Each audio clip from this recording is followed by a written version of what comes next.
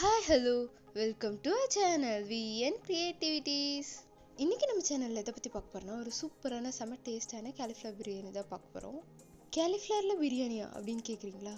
ஒரு வாட்டி மட்டும் செஞ்சு பாருங்கள், இனிமேல் அடிக்கடி செய்வீங்க. என்றைக்காவது வீட்டில் பெரிய சைஸ் காலிஃப்ளவர் வாங்கிட்டு வந்துட்டாங்களா?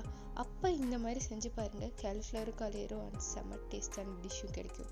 இது எப்படி செய்யுதுன்னு பார்க்கறதுக்கு முன்னாடி இப்போ தான் நீங்கள் நம்ம சேனலில் ஃபஸ்ட் டைம் பார்க்குறீங்கன்னா மறக்காம சப்ஸ்கிரைப் பண்ணிடுங்க, கூட அந்த பெல் ஐக்கனை கிளிக் பண்ணிடுங்க. அப்போ தான் போகிற வீடியோஸோட நோட்டிஃபிகேஷன் உங்களுக்கு வரும்.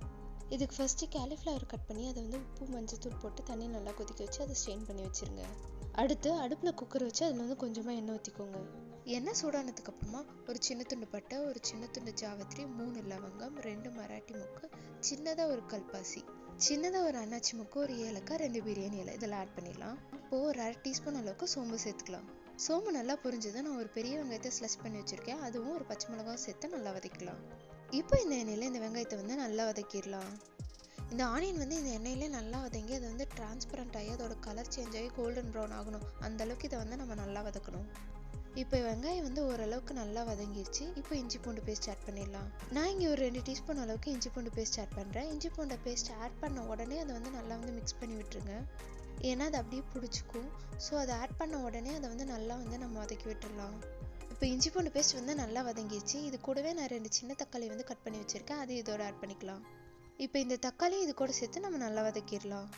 இதுக்கு முடிஞ்ச அளவுக்கு நல்ல பழுத்த தக்காளி எடுத்துக்கோங்க, அப்போ தான் நல்ல டேஸ்ட் அண்ட் கலர் கொடுக்கும்.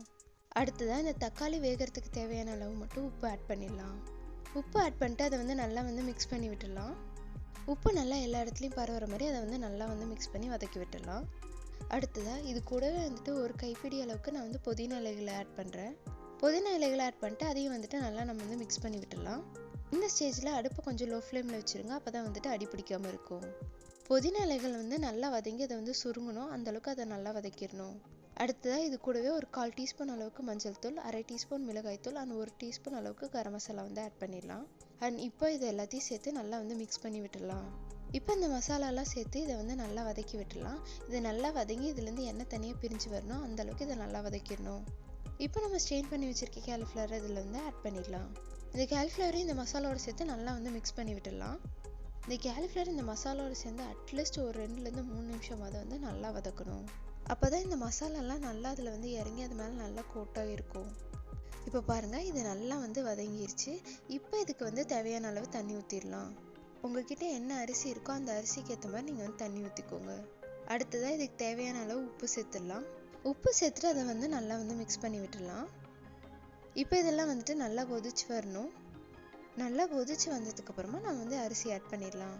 நான் இங்கே நார்மல் பொன்னி அரிசி தான் யூஸ் பண்ணுறேன். இது 1 கப் அரிசிக்கு 2 கப் தண்ணி தேவைப்படும். இப்போ இதெல்லாம் நல்லா மிக்ஸ் பண்ணி விட்டு கடைசியாக ஒரு கைப்பிடி அளவுக்கு கொத்தமல்லி இலைகளை தூவி விட்டுடலாம்.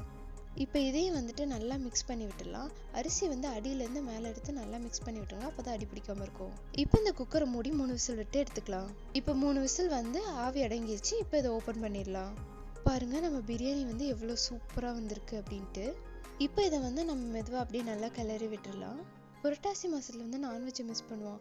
அந்த மாதிரி டைமில் இந்த மாதிரி பிரியாணி செஞ்சு கொடுத்தீங்கன்னா வீட்டில் இருக்கவங்களாம் ரொம்ப சந்தோஷப்படுவாங்க.